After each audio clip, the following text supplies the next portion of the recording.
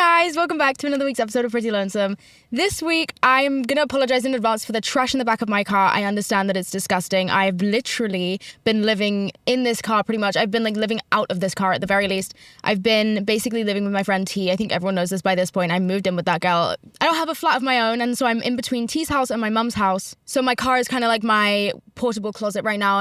I'm sorry if you can see the mess back there, just ignore it. Anyways, this week was a big week for me. Last week, I was talking about how I was about to go pick my sister up from the airport. She flew in from New Zealand, where she lives, to come and see my mum for her birthday, and it was a surprise for my mum. She had no idea that we had planned the whole thing. She kept saying to me, I keep having to remind myself that, Jess isn't going to be here for this birthday, and she's not my birthday present, She's not going to walk through the door and be my birthday present, and I just need to come to terms with the fact that I'm not going to see her. She was being so fucking dramatic about it, actually. She was like, yeah, I just need to, get it in my head because, I don't want anything else to feel disappointing in comparison. And I was like, for fuck's sake, lady, give me a minute. Okay, she's flying here. So I literally had to bite my tongue so hard. Let me just check the date right now. So I'm filming this Tuesday the 20th. So, okay, perfect. So the day this podcast will get released will be the day of the execution for my next surprise. So my next surprise for my mum is that I have booked her a trip away for her birthday.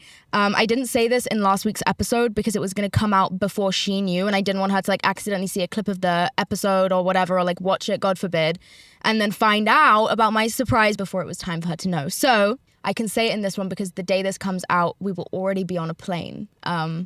To her birthday holiday. I booked her a trip, actually so stressful. So I booked her a trip to Rhodes. It's an island in Greece. I found a little resort and I've booked us a couple rooms there, and it's just meant to be a relaxation holiday, a little bit of sun, because genuinely the sun has not come out in London at all this summer. It's so miserable. And so I want to get her a little bit of, sun on her skin.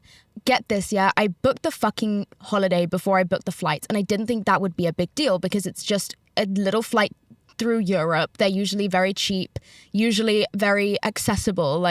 They're usually a flight to Greece, really from London should not be more than £100, maybe 200, right? Oh, I was wrong. I should have checked. I don't know why I didn't.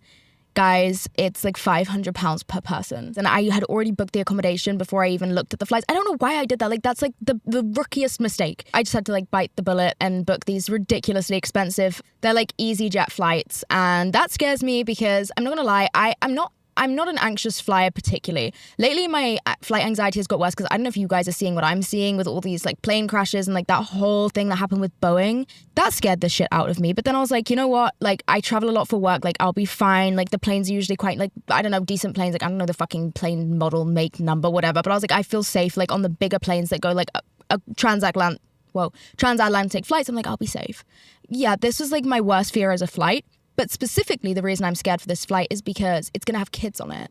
I don't like children because they are walking incubuses to me. You are literally riddled. I don't know how else to tell you. You're fucking riddled. Don't touch me. Don't breathe near me. Get the fuck away from me. And I like kids that I know. I love my little cousins and stuff, and I genuinely enjoy kids' company. I think they're fun. But when it's not a kid that has anything to do with me, and she's just riddled, now I'm stuck breathing the same air as 50 kids because it's a summer holiday flight. No one's going to Rhodes for business. It's mid-August flying in a European flight. That is literally, I'm gonna get the flu. Kids throw up spontaneously all the time, and now I'm gonna be stuck in a tube with loads of children that might get travel sick or might just have an illness, and I'm so fucking scared. And I'm genuinely not kidding. I'm going to ban my mother and my sister. Look, it's a 4-hour flight. I'm gonna tell them, you will not use the bathroom on this plane because I just know you will catch something from it. And I'm sorry if this is coming off rude. Those children are not washing their hands. Don't go in the bathroom. It's the place where people throw up. I don't use bathrooms on planes if I can help it. But when I do use them, I'm very, very careful about never touching my face, never eating with my hands, nothing. But my sister doesn't give a flying fuck. She's one of those people who will be on an airplane, eat a bag of crisps with her hands, and then lick her fingers. And I admire it. The other week I was on TikTok and I saw one of my favorite TikTokers, and she has 2 little kids, and she was basically doing a vlog. And one of her kids, they were traveling in Thailand. One of her kids had woken up vomiting that day, and then they had to catch a flight. And I was first of all, terrifying, horrifying, my worst nightmare. But then second of all, she was like, I'm going to take this decongestant. And she put the pill in her hand and then put it in her mouth. And I was like, love you so much, but like, you just caught whatever your kid has, probably. Like, that is so scary to me, because if I even hear that someone around me has thrown up or is unwell, okay, I just literally will put myself in a hazmat suit for a week. Like, I can't do it. Like, nothing will touch my mouth. I just can't do it. Any level of cross-contamination with like illness. So planes, to me, especially planes with a lot of kids on them, I'm just like, oh God, like I know you're unwell. Like kids just are sick all the time and it's gross. Why do they do that? Why do they throw up? If you couldn't tell, I obviously have horrendous like contamination OCD. It's a thing for me. Anyways, and I know a lot of other people do, because whenever I talk about this, I get comments being like, me too, me too, me too. Guys, get this, yeah. One time, it was one of the first times I'd ever flown alone. And I had obviously had the conversation in my head of like, no one's going to throw up near you. Like, you're going to be fine. And you know, if they do throw up near you, it'll just be travel sickness. Like, you'll be okay. So tell me why I bought this flight. And it's this like 30-something-year-old woman sat next to me. And in the 2 seats in front of us are her little kids. And she was like, yeah, like I just thought it'd be better if they sit together and I'm back here. But like, we got into conversation basically, and I come to find out like the 2 kids in front of us are her 2 kids. We take off, everything's fine. And then her kid throws up all over itself. And I was like, oh, I've like befriended this woman. Like, I feel obliged to help. Like, I can't just sit here and like hide, you know? And I asked her, can I do anything? And she was like, yes, actually you can. And I was like, fuck. So she gets the child, the child that hasn't thrown up. And she's like, can she sit in my seat? Can she sit next to you? And you just like keep an eye on her, and I'm going to sit up front with the sick one. And I was like, yes, that's absolutely perfect. I would love nothing more than to sit next to the one that hasn't yet thrown up, because I can only assume it's coming, you know? Like, did they eat something, or like did they maybe you all have a bug? Perhaps maybe you're all riddled with germs and bacteria. Anyway, this child sits next to me, and mind you, it's like an 8-hour flight. I think I was going from New York to London. I'm having a fucking panic attack. Like, I was literally like gonna cry, but there's literally nothing I can do in this situation. Like, there's nothing. And the kid lays down, head on my lap. Adorable, but actually get the fuck off of me. She lays down with her head on my lap and goes to sleep. Now, the other one in the front, still throwing up, like the plane stinks, whatever. Actually, I don't think it was that bad, but like everyone knew. Everyone in the local plane area knew what had happened. And the kid is on my lap. And at one point I needed to move, and I'm like trying to like maneuver something around this child's sleeping little unwell head. And I catch eye contact with a man on the other side of the plane to me. And I don't even know how this happens. I catch his eye, and we pause, and he goes like this. And then we both just start hysterically laughing, because I know in that moment, oh my God, he's seen this whole thing go down. And he knows exactly how uncomfortable I am with this, because it's very fucking obvious. Like, I'm just violently unhappy with this situation. And I realized like that was like the funniest thing that could have possibly happened. But like, I was literally in emotional agony for 10 hours that day. Like, it was just the worst possible thing that could have happened to me. When you have that kind of OCD, that kind of fear, and something very specific and niche happens to you in regards to that fear, it's kind of just like, what the fuck? Like, this is the one thing my therapist told me wouldn't happen, and here I am, you know, here it is happening to me right now, actually. So anyway, that happened, and that kind of just instilled a deeper fear in me of like, actually, no, it can happen. It can happen, you know, that might happen to you again. So I usually, like, when I fly for work, it's like adult flights, you know what I mean? Like, it's a fucking 8 p.m. London to New York. Like, that's not a family holiday flight. It's in September. Like, no one's going anywhere except like people who are working. So there's always going to be a kid on a flight, but like typically it's just a lot of people going back and forth for work. So I'm always very comfortable on these flights of like, this is okay, you know? But this is like a family holiday trip, and I am a little bit anxious about it. I will be honest with you, I'm nervous. I just don't like being around kids in general. And I don't even like being around people who work in kids settings. Like, if you tell me you work in a nursery, I can't be your friend. And I mean that. Like, if you tell me you work around very young children, I don't care if we're soulmates. It's not happening. I'm just not going to be around you. Because I am just like very, very scared of catching something, and you just are more exposed to it. And I just hate being exposed to things like that. And you know what? It is a luxury of adulthood that I don't have to be around kids if I don't want to. Like, I don't really have any interactions with people who have kids yet, because I'm still in my early 20s. Like, none of my fucking friends really have kids. Like, one of them does, but like, it's just a luxury, and it's going to get ripped from me. So I'm actually really anxious about it, and I don't know what I'm going to do. I don't take anti-anxiety pills. I never have. I tried them once in my life, and actually I think I tried antidepressants, whatever. I don't know. I tried something, and it just like made me into like a acne-covered zombie, so I stopped doing that. And I have been thinking that for this flight, I genuinely might have to take like an anti-anxiety or like a sedative because I just know like I'm going to be like a dog. Like my ears are going to prick up every time I hear someone like cough. I'm going to be like, they're going to throw up. Like it's going to be an interesting experience, but it is only a 4-hour flight. Like I will genuinely survive. It will be fine.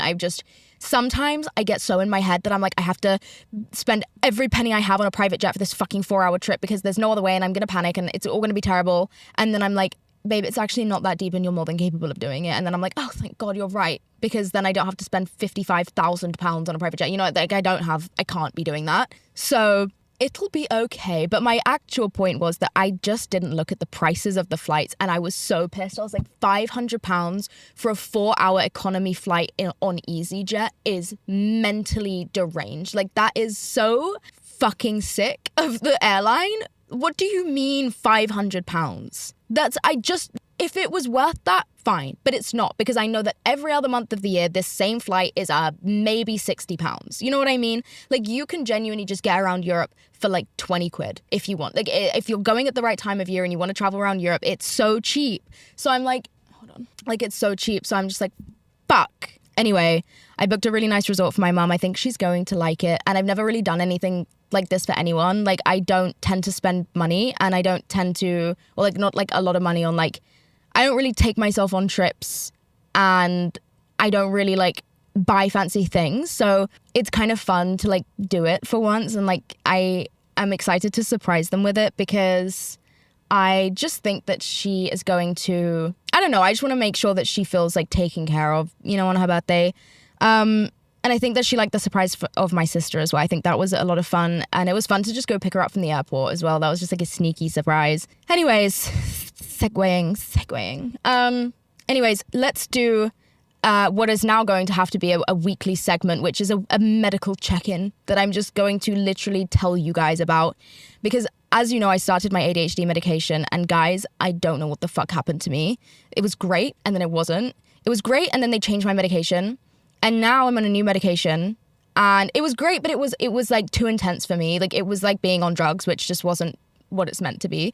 So they changed me to something that is more proper and more like, it's like the one I always hear about basically. I don't want to say the name of it because I don't want anyone to like go seeking like the same medication as me because that's just fucking stupid because you guys don't have the same, I don't know. I'm scared that someone would like do something silly. I don't know. But basically, they put me on a new medication and I don't know, it's just not doing anything. Like I literally take it in the morning and within like 2 hours, I just feel slightly uncomfortable and like a little bit maybe anxious and like worried about something, but I'm not sure what I'm worried about. And then within like the next 2 hours after that, I have to go to sleep. Like it's meant to be a 13-hour release drug, but it's a low dose and I have like an insanely fast metabolism. So I think I just get through the entire thing in 4 hours. So first of all, I need a higher dose. And second of all, I just don't know if the pill is actually going to work. This specific medication is going to work for me because when I tell you, I don't feel any fucking different. Like I do not want to sit down and focus. I just want to like worry about like social interactions I've had, which is new to me. And it'll be like an interaction I had like a month ago and I'll be like, what about that? And I'm like, bitch, what the actual fuck? Like, I thought I was meant to be like doing my work, you know? I thought I was meant to be like, I don't know, writing an email right now and I'm here like having a panic attack because was I mean to someone when I accidentally like didn't hear them 3 months ago? I don't know. It's possible. And it's given me a lot of racy thoughts. I would say like that's the thing. It's like my thoughts are like racing all the time. That's the one thing I would say is like I just keep thinking and it's really draining. And I've been thinking a lot about forgiveness lately because I realize I don't know what the word means. Like, I think it's different to everyone. I think it's subjective. Like, I genuinely think it also depends on the context, if it's even a question of forgiveness. But I was thinking about it because last night I was with my friend and he is like a relatively like newish friend to me. Like, I've known him for like a couple of years. And so I mentioned like in passing one of my exes from like 3 years ago who like, actually no, it was way longer. Fuck me. It was like 4 years ago. I mentioned one of my exes from like 4 years ago. And he was like, oh, is this the one that like did X, Y, and Z? I was like, yeah, that girl. Like immediately like a little bit riled up. Like, yeah, that one. And I stopped and I was like, why am I still like annoyed at her? You know what I mean? Like, why do I still not really have forgiveness for her? And why have I come to a place of forgiveness so rapidly, quickly for newer situations in my life? And I realized that A, I haven't, and B, that it is relative. And I thought this was interesting because I genuinely want to know your guys' thoughts on this. Please let me know. This is a question for all of us.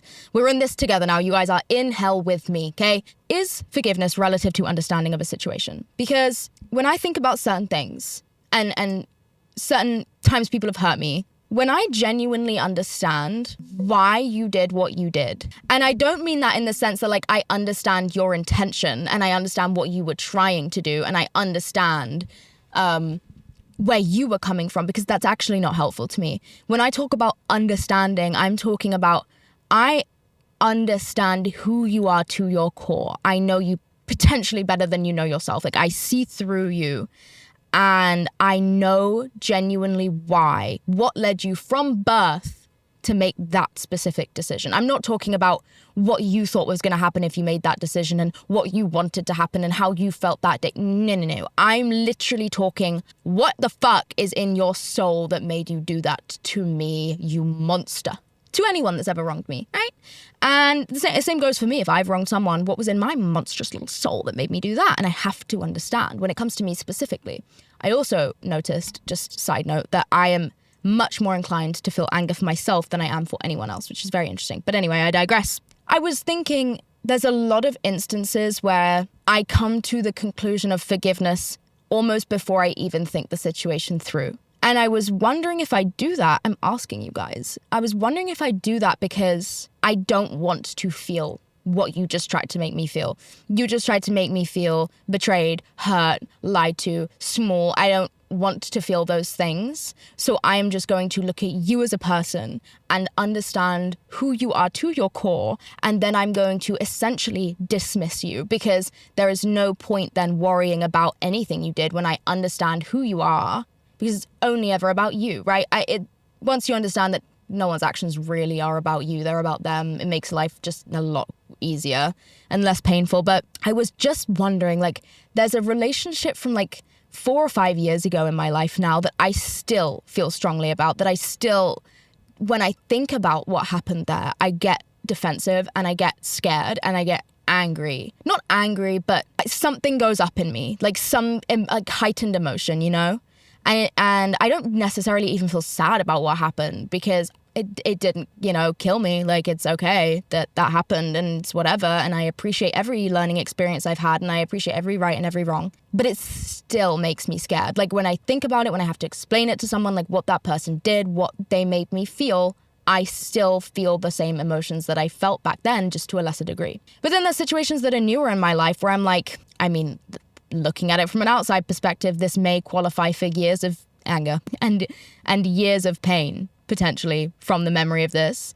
And it's true, it might, but I don't feel those things. And I was like, why? And I wonder if it's because I'm just trying to like not go through the healing process and be like, I'm just going to choose to not give a fuck. Or if it's because I just understand more now as an adult. Like I see people a little bit more clearly and just like, I can't do anything about you being you, It's just, I'm just going to walk away. Like, I don't know what it is, but I was thinking like, because of what happened in my relationship like 4 or 5 years ago, I so deeply didn't understand. And I so deeply was wrong about who I was dating. And that's what fucked me. I was like, whoa, I hate that I was so wrong. I don't necessarily hate the things that you did. I just hate that I was so wrong about you because now I'm losing my mind and I think that I'm like literally an idiot. And then there's things now where I'm like, what you did, I should be so angry, but I'm just not, because I just do understand and I can't feel any type of way about it. Like I was in an interview about a week ago now, and it was for something actually really exciting that you guys will see eventually. I can't disclose like what it is, but it was really fun. And I was in this interview and we were having a really interesting conversation, and I can't even remember what the question was that she had asked me, but for some reason we got onto the topic of like understanding people. And I basically said to her, like, if I don't understand someone or understand why they acted a certain way, like it will be my mission. I will understand. No matter how much time it wastes of mine, no matter how much energy I have to put in, I will fucking understand. Don't care how, don't care when, but I will understand you. And I will see you and I will read your soul, and then I will put myself to rest. Not like that. Fucking hell. Put myself to rest? No. I will be at rest. I will be at ease. You know what I mean? Once I get it, I get it. Okay. That's your problem. I just needed to know. And I don't know why I feel like that, but I do. And I think the reason I've been able to like just not be angry at this phase of my life when realistically I do have some things that I probably could be angry about is because I understand versus the thing that happened to me like a good few years ago now with my other ex. Like to this day, I don't understand. Like I don't know why she did that to me. I don't know why. And I've given her like an element of forgiveness in the sense that like I don't hold it against her and I wish her the best. And I genuinely just attribute her youth to a lot of the reasons that like you were just young and you were just stupid. You just made a mistake and whatever. But knowing that versus feeling that is different. It's like I saw on TikTok, right? I saw this thing on TikTok and it was like, maybe he was evil, maybe he was 18. And that struck a chord with me because I think it's really hard to acknowledge how young you are when you're young. Like even me right now, I don't feel like I'm super young and naive, but I know that in 5 years, I will realize that me right now is so young and naive. And same when I was 18, I had no idea that I was young and naive. And yet now looking back, I was so young and naive, you know what I mean? And so I think it's hard when you're done wrong by someone in your age bracket. It's hard to acknowledge that they are young and naive at the time because you're the same age as them. And it takes like years of perspective to be able to look back and realize that that 18-year-old who broke your heart was not evil. They were just 18. Sometimes they were evil. Don't get me wrong. Like some people are genuinely just fucking horrible people. But like a lot of the time, it's just going to be the fact that you're 18, you know? And it's unfortunately, it's just that fucking deep. Like that's literally, they were just 18, you know? And I can attribute that to why certain people made certain mistakes and hurt me in certain ways. Fine. But it doesn't actually bring me to a place of peace because I still just have this body response to like be like almost afraid. But yeah, I've just been like trying to understand like what forgiveness is. Like, is it from a place of understanding someone so fully that you just can't possibly feel a way about it? And that's not to say you can't feel like righteously like angry and upset and hurt and obviously have all the genuine responses that you will have and have to heal from and like the whatever they did to you will have to be fixed. That's still true. But to understand and forgive, like, do you have to be fully healed to forgive? Genuine question. At what point is forgiveness like almost like self-harm? Like at what point am I just underestimating what happened there to afford you forgiveness? Or at what point am I just seeing you as just a genuine human being and a soul with a mission that coincided with mine in the wrong way and that everything is completely neutral and there's no real right or wrong and there's no real good and bad and everything is perception and fuck it. Like at what point? I have so many different my mom always taught me this. My mom is a spiritual lady and growing up she taught me this one perspective, okay? And she kind of said like she believes that everybody has a soul. Not duh, but duh. She believes everyone has a soul and that before we come down to earth, you have a conversation with your soulmates and that you have many soulmates and they're people who travel throughout lifetimes with you. And you have conversations with them. Like in this lifetime, I would like to learn this kind of pain or this kind of happiness. And I would like you to be the person who inflicts this pain on me so that you in turn can learn the experience of being this kind of bad or this kind of evil or this kind of this like you get to take up this role and learn that role and I get to take up this role and learn this role and in the next lifetime I'll be your abuser. You know what I mean? Like it's just a learning thing and you just go through life with various soulmates and you just have all these experiences and I don't know what the grand mission of that is. Maybe it's to know everything ever. Maybe it's I don't know. Like we never got to the bottom of why. It's just that was always what my mum said. And I don't know if it's always the way to think. And obviously, like, I think it among many other things that I think and believe. It's not the only thing I believe, but it always helped me to kind of understand that if someone, like, there's always the possibility that your soul asked to learn this lesson or that this lesson was somehow destined for you. And that this specific person taught you this specific lesson because it was written for you to learn. And as painful as it might be and as unfair as you may think it is, perhaps that's just what was for you in this life, you know? And maybe the next one will be way better. I don't know. I don't know if I believe it. That's just one thing that my mum like always kind of taught me growing up was one of her belief systems was that. And I always found it really interesting. And so in a way, I always struggle to genuinely ever be upset at someone because I always feel like, what if I just always am like, at least, at the very least, if souls are real, and I'm inclined to believe that they are, then I feel like they're all inherently innocent and all just on a journey. And I don't personally, at this point in my life anyway, I don't personally believe in like an eternal anything, an eternal punishment, an eternal bliss. It doesn't resonate with me at this point in my life. For some reason, I feel like at one point it will. I don't know why. Prediction, that's on my 2033 bingo card. I don't know why. But right now, I'm not particularly religious, and that is how I feel. I feel like I just don't feel that there is, like, for me personally, I feel like there's just not, I don't know. I don't live in like fear of that anyway, or in like pursuit of it, I guess. And so I kind of hold other people to those same standards. And if there is such a thing as soulmates, and if there is such a thing as like multiple lives, and if those soulmates come with you through those lives, then it would make sense. And I do know the feeling of knowing someone like so deeply that it's almost like I must have met you before. And my mum, I've told this story before, my mum went to a fucking psychic once. And the psychic told her that me and her had had a life together before, and then gave her this weirdly niche piece of information. She was like, yeah, your last life with your daughter, she got sick as a baby and you left her in the woods to die. You put her under a tree, wrapped her up, and for some reason you had to hide her there, like she was sick or something, me. And you would return periodically to feed her until she died, something like that. But the point of the story was I died alone and cold under a tree in like the fucking dark ages. And it was just interesting because in this lifetime, as a baby, my mum would have to put me out in the garden under a tree in the cold, obviously wrapped up in blankets. And that was the only way I would sleep as a baby. It was this one specific tree in the garden. She'd have to put me under there, wrap me up in blankets, and go inside, and I would fall asleep. And she didn't mention this to the psychic. The psychic just was like, this was your past life with your current daughter, by the way. And my mum was like, well, that's kind of weird because like I have this fucking kid and she like won't sleep unless she's like outside alone under a tree. And she had said that the reason we had like reincarnated as mother and daughter was because that was the relationship we needed to figure out, because that was where like our like past life like trauma, quote unquote, was. And I don't know if I believe it. I don't know what I believe, but I just think it's interesting. But it fucks me in the category of forgiveness, because then I'm like, if everyone is just like inherently innocent and here to learn lessons, then I can't be mad at anyone. But this is also when I start going insane, because then I'm like, this is when my spiritual beliefs turn into like, take it easy, girl, take it easy. Because that's also when I'm like, my OCD literally tells me like, you're gonna die today. And then I'm like, oh my God, that was like a spiritual warning. And that's when it gets dangerous for me. So tell me if I'm going crazy in this podcast. Tell me, be like, girl, it's going too far again. But hey, the pains of being a thought daughter, am I right? It's actually fucking horrible out here, my God. But anyways,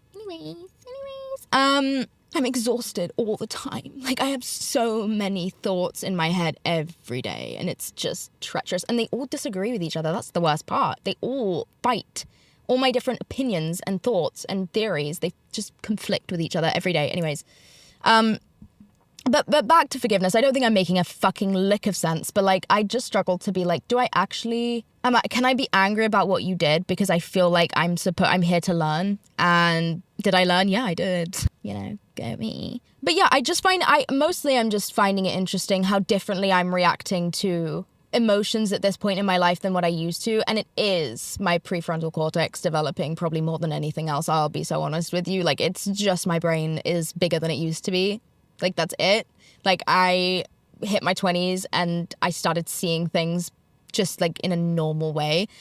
But what was it earlier? I did something earlier and I was like, fuck me. That was actually my prefrontal cortex right there. What was it? I can't even remember what it was. Maybe it'll come back to me. But yeah, sometimes I worry when I don't get angry and I don't get like it's not to say that I don't get hurt, because I do. But when I don't get like angry or like in any way like self-defense-y when people do me wrong, sometimes I'm like, I think it's just a sign that I'm just growing and I'm just like releasing my grip on people. And like, if you did me wrong, that's on you. It's really nothing to do with me, and I have no interest in caring. Like that's literally your problem, and I'll deal with the hurt in therapy, but there's no need for me to feel any type of way about you anymore. You know what I mean? Like just literally just fuck it. That's nothing to do with me. I think it's partly that, which is just growing up, and I'm very grateful for it. But then also sometimes I wonder if that is also a way of me being like, I genuinely cannot afford to feel this in its entirety and cannot afford to be angry. And so I'm just going to skip that whole step of healing and just go straight to forgiveness. And maybe it's because we're fucking spirits and we're soulmates and you were here to teach me, you know, to fuck around and find out this lifetime. And that was my lesson and I got it, you know, or if I'm just more pragmatic about things now, if I'm just more grown, or if I'm avoiding pain, or if I am just busier. Like, what is it in me that's making me so different in my reactions to just people in general? And it is everyone, by the way. Like, there's been other instances of people where, like, this is like little things where I'm like, the fuck is wrong with you for doing that? Like, that was so fucking annoying of you that you just did that. The fuck? Like, that's my reaction. When 3 years ago, it would have been an average of 3 months of me being like, what the fuck? Why the fuck did they do that? Now I'm just like, oh, I don't know. You just did. You just did it. I don't know why. Okay? That's your problem. But I hope that it's not because I'm avoiding any type of feelings. But it also could be because, I don't know. Really and truly, what I should do, rather than asking my podcast listeners, it's probably to get a therapist, because I don't have one. You guys remember I used to have a therapist, and he was like this little old man, and I loved him. I loved him, and he was great for me at one point of my life. But when it got to the point where it was like me just desperately trying to explain to him what Instagram is, it was just a little bit benign at that point. I was like, I fear that we might be reaching our expiry date here, because it's just like, I feel like my therapist doesn't really need to understand my job, but they also kind of do, because I just feel like there's a lot of contextual understandings that like go into everything I'm saying that I just kind of need them to just get, you know? And probably a man in his late 70s was not my finest pick for someone who can therapize a young social media user like myself. You know, it was probably actually like maybe if anything irresponsible of me to be talking to a man about some of the things I was talking to him about, because I just know he's not going to get it and it's just kind of dumb. But whatever, I loved him. He was so smart. He genuinely was. I loved him. But like I went and I found myself a little younger woman. She wasn't even young. She was like 50, but it's good enough. And she just got weird. Like she was just kind of like hyper fixated on my job. And I was like, I don't know why it's pissing me off, but it is. Like my job really doesn't fucking affect my mental health that much. Like if anything, I just need to like, you know, lower my screen time and like maybe pick up a hobby. I can figure that out by myself, bitch. I'm trying to talk to you about like, I don't know, my one night stand. Like, please, I want to gossip with you. And she just was like, I find that therapists tend to hyperfixate with me on things, and it pisses me off because I've talked about this very, very briefly before. My mother has a disability, and I actually posted a TikTok vlog of her recently. I think it's the first time I've ever posted my mum. And it was a little bit of a nervy moment for me, but my mum does have a disability, and she has always been so capable my whole life. As far as like baby me was aware, my mum was able-bodied, and like she was amazing. Like she met my entire class when I like first went to school as a kid, so that they all like weren't like, you know, staring at her and like asking me questions. She like came in, she like made herself known, like she explained everything in like a kid-friendly way, like so amazing. And like I just never had to deal with any unpleasantness from anyone, like be it at school, be it in public, because my mum just was like taking the initiative of like, let me do the uncomfortable part so that my 5-year-old doesn't have to, which is amazing. She shouldn't have to do that, but I'm very grateful that she did when I was younger. And she didn't have any like needs. Like I didn't have to do anything that a regular kid wouldn't. I was by no means a carer of any kind, and we lived a very, very normal life. And the only time I was ever aware that my mum had a disability was like if we were like away somewhere that we weren't usually, you know, around people that we don't usually know. And then I would catch other kids staring. And that was the one thing that always got me, was the staring. And I have a very good glare back. I have spent my entire life on this earth glaring at children because don't fucking look. Go the fuck away. Fuck off. Like, it's very fun. I'm actually not going to lie. I do get to take out a little bit of my frustration on these children because what the fuck are you looking at? Literally, what the fuck are you looking at? Anyways, so I always find that because I just have this like abnormal aspect of my life, which is growing up with a mother with like a physical disability, they think it is so much fucking deeper than it is. And it oh my God, it irks me. And it actually makes me really disappointed. But it gives me an insight into her generation and like why she will think some of the things that she thinks that I'm like, that's not true. Because like my generation is a little bit different, especially about stuff like that. But then I speak to these therapists who are like more in her age bracket and I'm like, oh, you guys are fucking dreadful. Like, what the fuck are you talking about? Like, it's like all they want to talk to me about sometimes. And I'll usually cut a therapist off for it because I'm like, it just makes me annoyed. And like, when I tell them my experience with it, which is like, yes, sometimes I would feel hurt for her that kids, you know, would stare. And I became aware of her disability, you know, at age 4 when I became like fucking conscious. And then, you know, moving to secondary school was like an adjustment for me because I realized people saw her as different. And that's it. When I tell you that's as deep as it goes, that's as deep as it goes.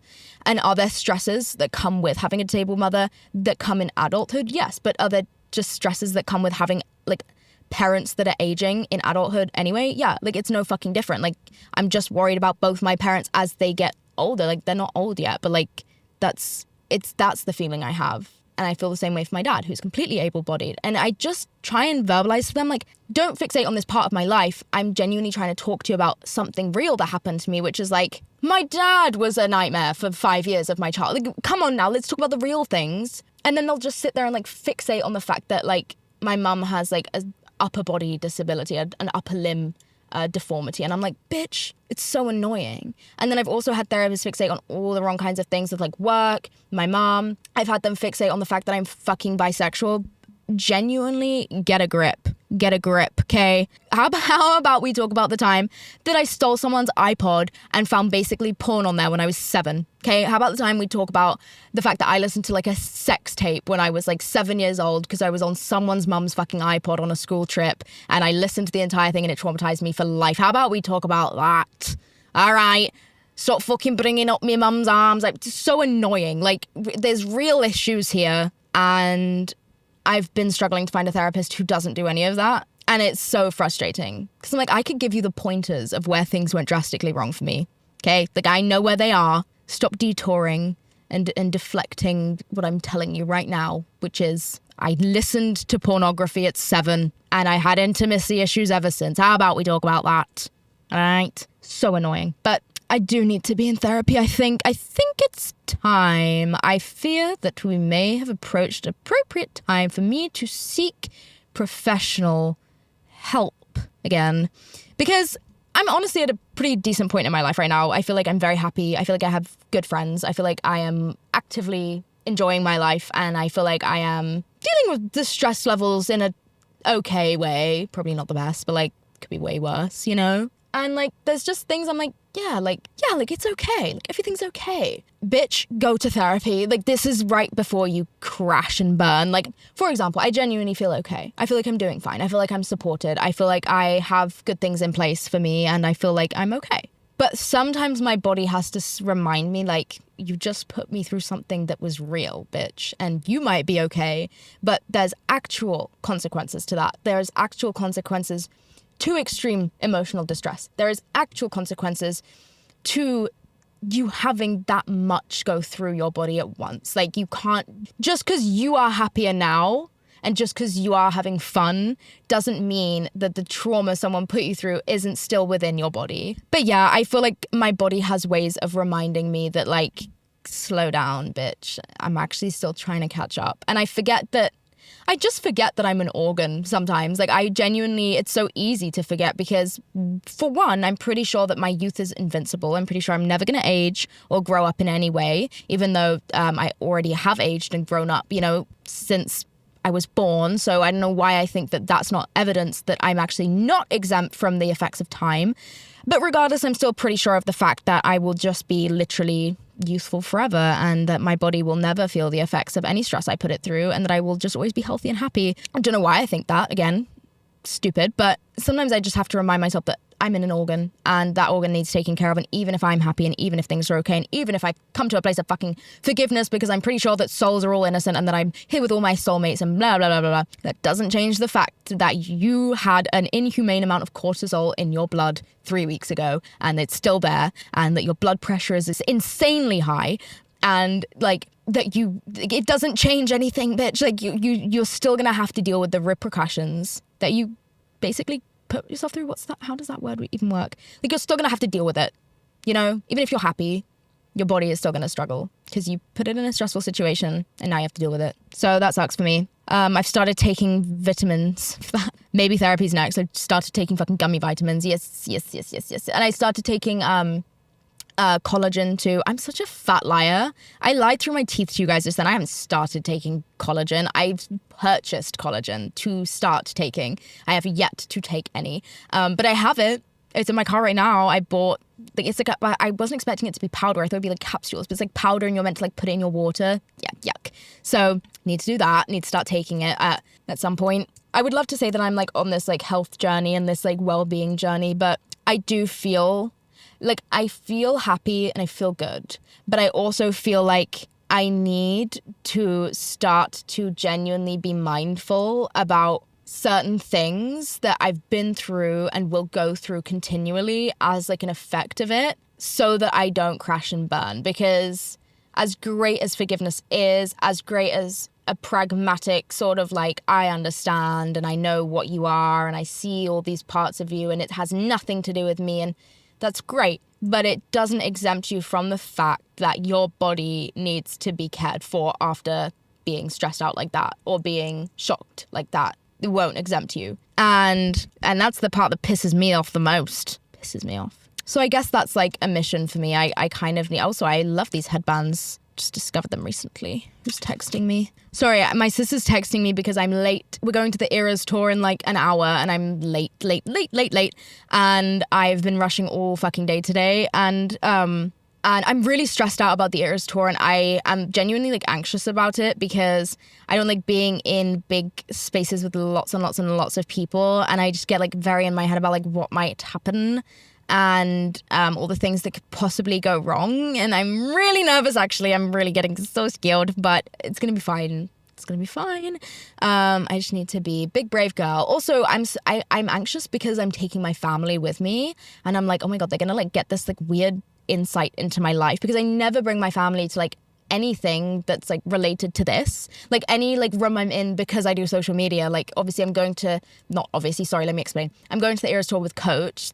They managed to get me these 3 tickets, so I'm going with them, and it's like going to be a little box, which is so nice. It's a little bit easier on the anxious soul. So I'm going to be in a box, which is nice, and then a couple of my friends that I just like know will also be in the box, who are also going with Coach. And I'm like, oh, it's gonna be so weird. Like my mum's never met like anyone that I've met because of social media, or like my sister definitely has never. So, because she lives in fucking New Zealand. So I'm like, wow, it's gonna be like this weird like crossover episode for me that is like weirdly deep. But I'm nervous for it. I'm also like, I'm a huge Taylor Swift fan, but you know, I am also someone who despises being stuck in a place. Like it makes me anxious to feel like I can't like get out very quickly. So I'm going to have a drink beforehand. I'm gonna have to like I'm on like 1 month no drinking, something like that. I might be lying. I haven't had a drink in a while, and I was like kind of proud of it. I was like, yes, because I learned how bad it is for your heart health. And again, probably don't need to be worrying about that at this stage of my youth, but it's good to start young. You know, I learned that it was really bad for your heart health. So I was like, fuck, I need to stop drinking because my family has heart problems. Sorry, that was a necessary piece of context. My entire family like dies of heart attacks, which is splendid. So I was like, I should stop drinking, basically. But I am nervous for the Eras tour. I'm trying not to show it on my face too much because I want my family to have fun. I surprised my sister with the tickets too. She didn't know that we were going. But I think she kind of knew because I had texted her like months ago, like, hey, do you want to come home for mum's birthday, which is on the 26th? She was like, yeah, I'd love to. And so we started like arranging the flights and stuff. And then I was like, randomly, can you please come for the 16th of August? Which is like a whole week before, like 10 days before. And she's like, okay, fine. Like I can. And I was like, yes, perfect, thank you. And obviously that's the dates that fucking Taylor Swift is here. So that's obviously why I wanted her home. And she probably like hoped for that to be the case. She is the biggest Swiftie of them all. She is like genuinely like a mega fan. And like, it's not that I'm not, there's no one I'm like a mega fan of really, like to the point of like being within the culture of the fan base. I feel like I'm not at that location with really any celebrity. The only person who I've ever been like that for was, and still is, Sabrina Carpenter. We all know I'm fucking obsessed with the girl. Like, had a fan account for her when I was younger. Just loved her. Was a big fan. And I obviously don't still have a fan account for her. That would be weird. But like, I got to see her in concert for the first time. I think it was the start of this year or like midway through last year. Can't actually remember. And it was a genuine religious experience for me. It was life-changing, and it kind of helped me understand what these people feel when they like go and see Harry Styles, because I love Harry Styles. Like, he's obviously like an amazing musician, and also I just like who he is as a person. I feel like he's like a responsible role model, kind of, which is like just nice. And I went to go see him. I saw Love on Tour, and I love his music, and I was excited to see him because he's Harry Styles, but I wasn't like passionately, you know what I mean? Like, everyone seems so passionate, like they could be moved to tears by it. And to me, it's an exciting experience, don't get me wrong, but like I'm just enjoying the music and the show. But if she is about to feel for Taylor Swift what I felt for Sabrina Carpenter, then I get it. You know, I fully am behind that, because everyone deserves to feel that excited over something.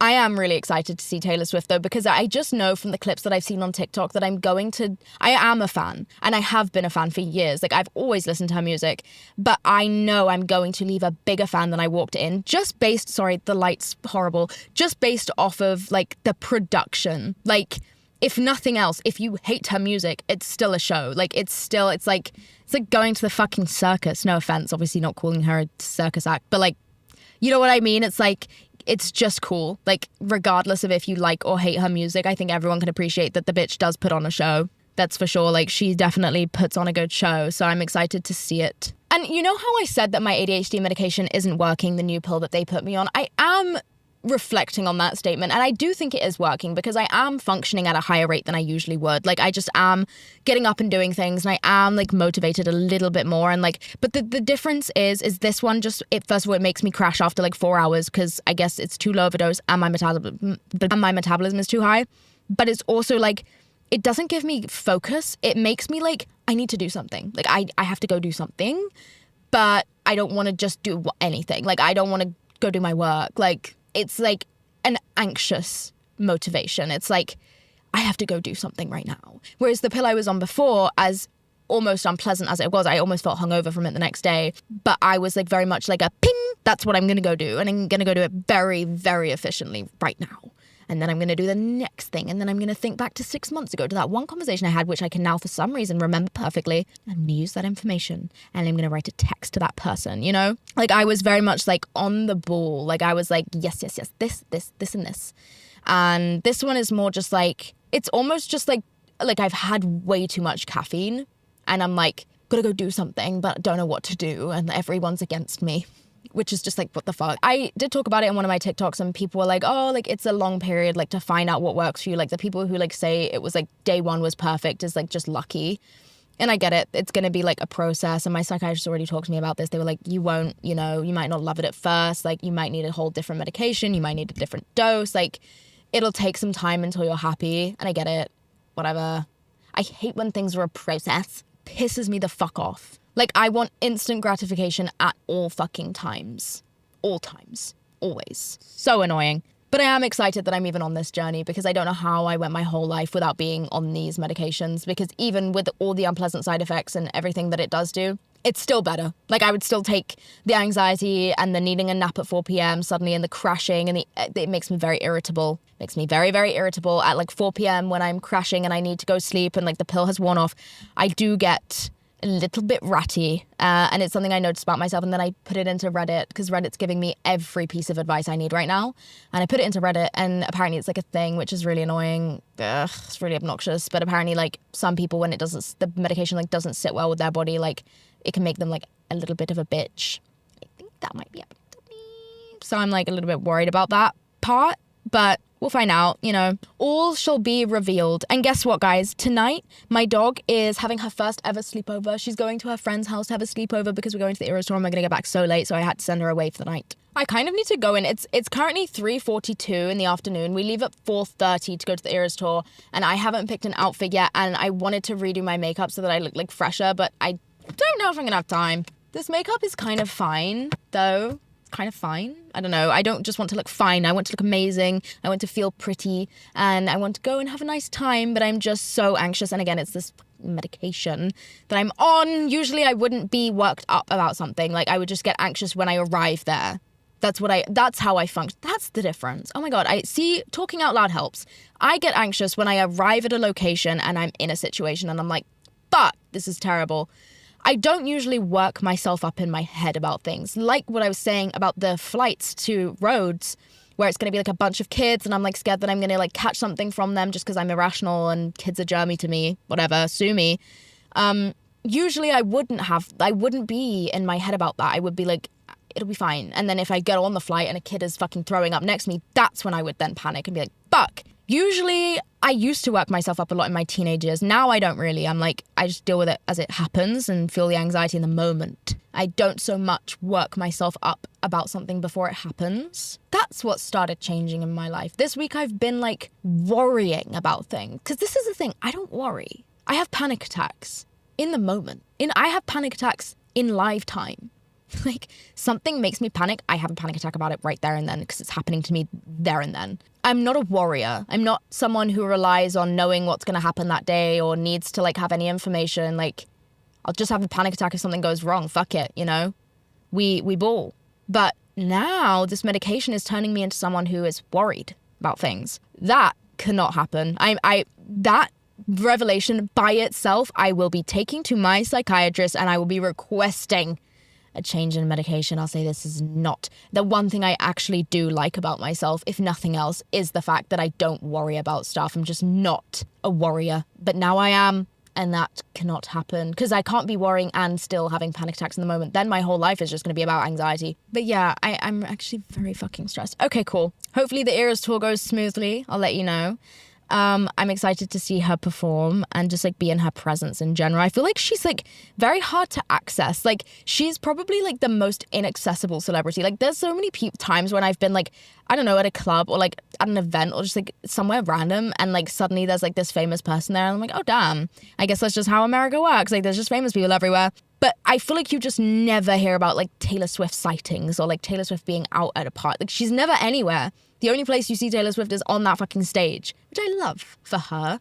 I feel like that's very like, it's almost like exclusive. Like, whoa, like she's almost like not real because of it. Like, there's so many people that like you have the epiphany of like, oh my God, you're a real person. Like Billie Eilish, for example. Like, when you see those little videos of her like driving up to her little fans in the car, and I'm like, like she's real.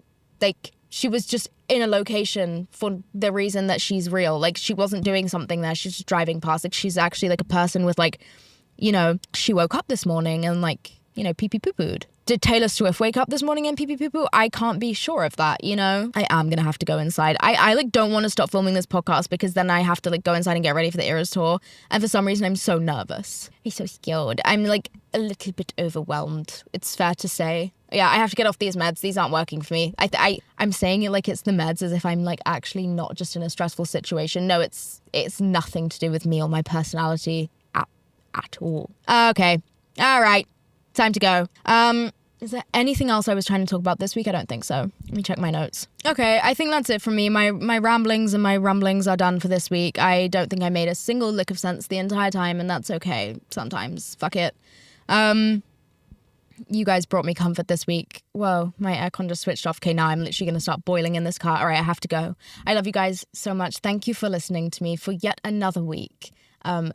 Bequeath my problems unto you guys, as Shakespeare would say. So thank you for coming. Can you tell I'm making a note of speaking in a more British accent? Because if I see one more comment saying I have an American accent, I'm going to lose my mind. Because I didn't understand what you guys meant. And then I had a massage and my masseuse was like, are you American? Okay, the jig is up, all right? Bring the cameras out. You guys have had your fucking fun. I don't hear it, but I do know that I assimilate to every single accent I'm ever around ever. And right now my sister's home and she's like posh as fuck for some reason, so I'm speaking more like her. And then my friend who I live with, T, she has like an American-ish accent. I think she has like an international school accent kind of. I don't actually know what her accent is, but it's very American. But I don't think it's like, I actually don't know what her accent is. I think it's an American accent. Anyway, My friend T has an American accent, and so when I'm around her, I probably do. It's not that I'm speaking like the people that I watch online. I'm speaking like my friend T because I like her. And so I just like steal it, you know? I'm going to put my phone on airplane mode because if I get one more text, I'm going to explode. I'm very highly strung right now. Okay, I love you guys.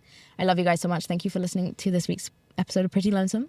And I will see you next week. And I will most likely be in Greece.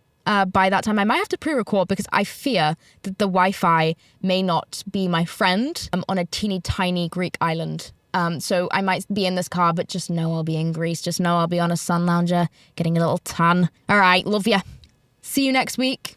Love you so much. And I hope that you are...